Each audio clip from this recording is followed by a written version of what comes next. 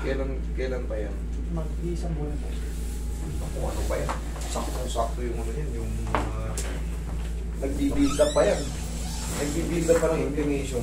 Kaya Ayun na mga magaw. Maga yung loob niyan. Tapos itong isa, medyo ano na rin. Nahawa na rin. Nahawa na rin. Ano pa, diabetic ka ba? Wala master. Anong ginawa mo?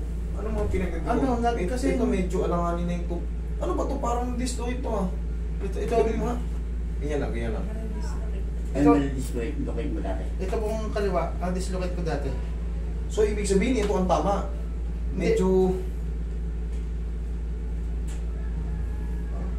Parang mas mababa ito. Kumpara rito. Kasi makakapamunin po ito yan. Kasi nagano tayo, nagtatrabaho po kami. Nagano kami na, Ito medyo mahirap-hirap na rin. Pero ito talaga, oh.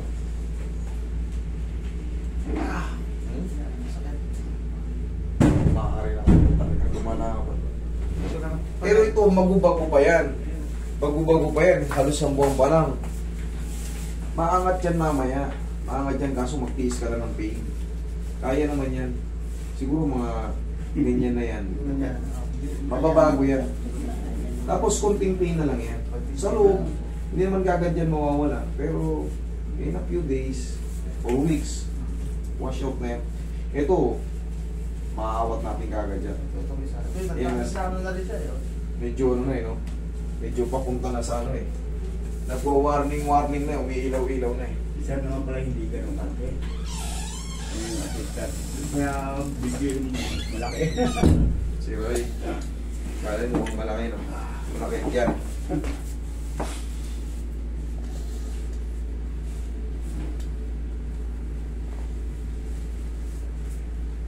Malaki yan.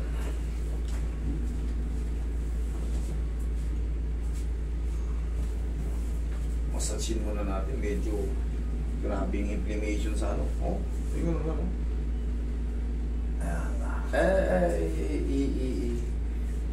Palambutin ko muna sila para hindi ka sobrang masaktan kasi ito, yung mga super frozen. Napapanood mo na to, siyempre ba? Oo, napapanood ko yan. Alam ko na. Kaya, nagbaon na ako ng 10 kilo yung lakas ng loob. Very good. Ready na ako. Nakapagbaon na pala sir. Yan mga gusto kong ano, nakapagbaon ng 10 kilo ka. Kasi siyempre, alam nyo naman yan, pag may mga shoulder pain na, paayos nyo na kagad. Huwag nyo nakantayin sa ganitong sitwasyon yung hindi nyo na halos may kilos. Siyempre, kahit nga sariling kilos nyo na masakit eh. Yung pa kayong iba na hindi naman nararamdaman yung pakiramdam nyo. Pero siyempre, kailangan maayos eh. Para hindi tayo mag-suffer ng araw-araw na lang bang ganyan. Hindi ako makapag-selfie. Pag selfie ako, kasama buong katawan eh. Kailangan balik tayo yung combo. Medyo mababa masyado yung kamay na sir.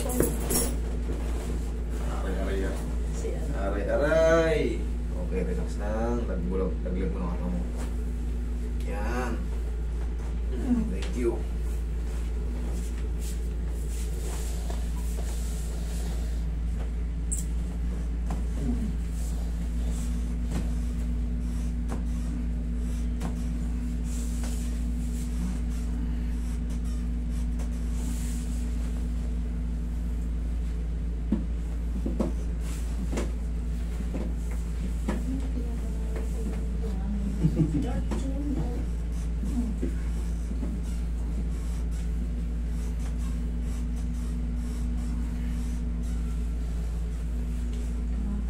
Okay, kihaya ka.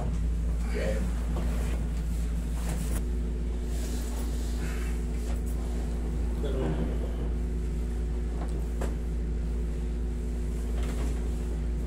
Relax lang, inhale. Exhale.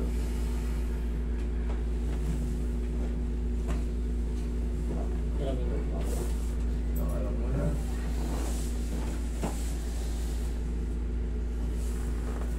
Okay, sige, upo. Ito na yung mini pero baby. Okay.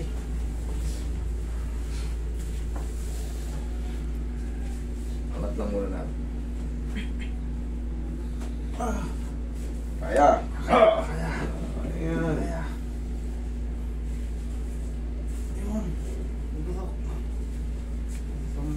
Last na to. Thank you. Ha! Oh, kaya mo naman pala eh. Iba talaga pag nakapaghanda eh. Pag nagbaho ng ano, hindi na mimilipit. May pain siya, pero ilang segundo lang naman yan. Tapos, wala na. Maano na natin yan. Kahit pa paano. So, sa mga in a few days, paano na yan? Papress ko na ng papress ko.